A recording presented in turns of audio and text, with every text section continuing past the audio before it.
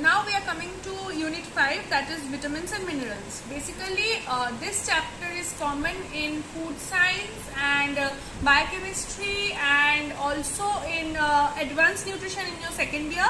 So what I'll be saying is I'll be saying the entire thing because that is not different for other subjects.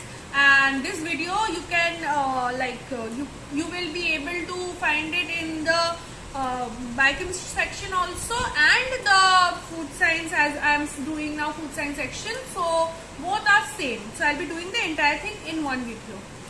So coming to vitamins, as you all know, the vitamins are A, D, E, K and the B complex vitamins. So one by one we'll be doing the vitamin name, then its function, its deficiency effects, its toxicity effects and the sources. Okay. First we come to vitamin A. So vitamin A, as we know, it's the retinol, and it also consists of beta carotene in certain foods, which comes under vitamin A. The major function is vision and immunity, reproduction and growth.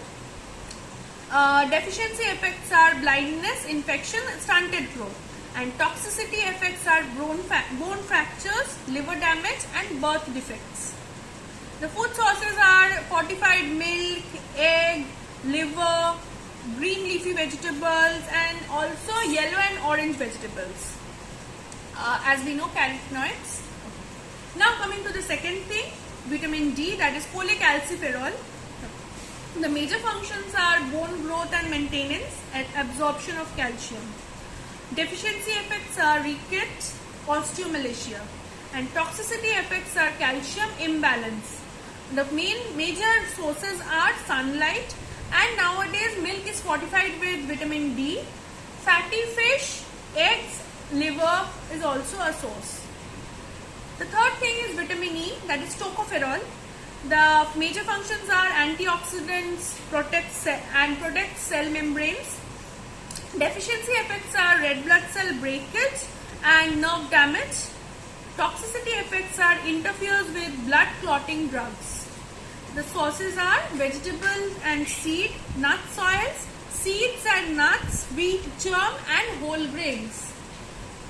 Then we come to vitamin K, that is phylloquinone. The functions are blood clotting and bone health. Deficiency effects are hemorrhage. Toxicity effects are not actually reported as such, and the sources are dark leafy vegetables, basically green ones, and from the cabbage family, and liver. Next we come to the B vitamins or B complex vitamins. First is B1, and which is known as thiamine. The major function is energy metabolism. Deficiency effects are beriberi and neurological problems. There is no such toxicity effects. The sources are whole and enriched grain products, leafy greens and pork. Very commonly found thing is thiamine is present in rice, raw rice. Then we come to vitamin B2 or riboflavin. The main function is energy metabolism. Deficiency effects are inflammation of mouth, skin. Normally when we have certain like allergies or any type of rashes in our lip area or in the inner side of our mouth, we are prescribed with B-Cosul, normally found as B-Cosul. That is B2 supplementation. And there is no such toxicity effect. Whole and enriched grain products and milk products are the sources. Then we come to vitamin B3, that is niacin. Again, the main function is energy metabolism. Deficiency effects are pellagra, and toxicity effects are niacin flush, then liver damage, impaired glucose tolerance. The sources are whole and enriched grain products and protein rich food. B5, the next one is B5, which is pantothenic acid. The main function is protein, fat and carbohydrate metabolism. There is no such deficiency effect over here, but in case of toxicity, there are mild intestinal distress. Almost all food, especially avocado, broccoli and meats, are the sources of these vitamin B5. Now coming to vitamin B6 or pyridoxine. It is also called pyridoxal or pyridoxamine. The main function is protein and fat metabolism. Deficiency effects are scaly dermatitis, anemia and convulsion. Toxicity effects are nerve degeneration and the protein-rich foods are the main sources. Now coming to B7, this is a newly found vitamin B7, that is biotin. The main function is protein, fat and carbohydrate metabolism.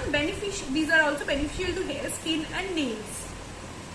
There is no such deficiency effect and toxicity effect of it, or basically it is not yet found. The main sources are egg yolk, liver, peanuts and also produced by gut bacteria. Then we come to vitamin B9, that is folic acid or folate. It helps make DNA for new cells and activates B12. The basic deficiency is anemia and birth defects, and in case of toxicity it must B12 deficiency. Main sources are fortified grain products and vegetable legumes.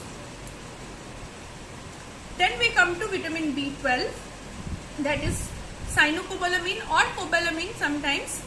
The main function is it helps to make DNA for new cells, activates folate and protects nerve cells.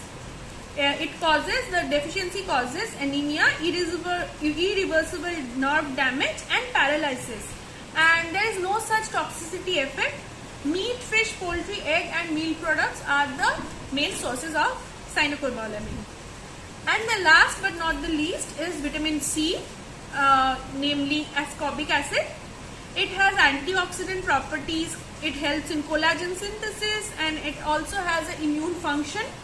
The deficiency causes scurvy and excess causes diarrhea. It's normally present in citrus fruits and also in vegetables. Now coming to minerals. There are many kinds of minerals, but we will go through certain kinds of minerals. First and the foremost is calcium. The major functions are makes up bone and teeth, muscle contraction and relaxation, blood pressure clotting and nerve function. Deficiency effects causes stunted growth in children and bone loss, osteoporosis, which we normally call in adults. Toxicity effects to diarrhea, interference with absorption of other minerals. The food sources are dairy, fish with bones, and tofu, which is a very fancy food nowadays, green leafy vegetables, legumes and fortified foods. Next we come to chromium. It helps in insulin, like moving from glucose sugar to insulin into the blood cells. Deficiency causes abnormal glucose metabolism and toxicity causes possible muscle degeneration.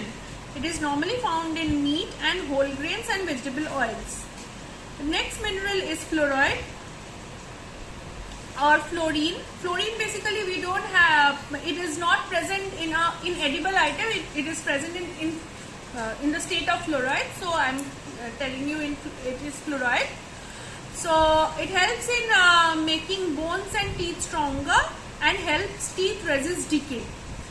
Deficiency causes susceptibility to tooth decay and excess causes fluorosis, which is discolored tooth, nausea and chest pain.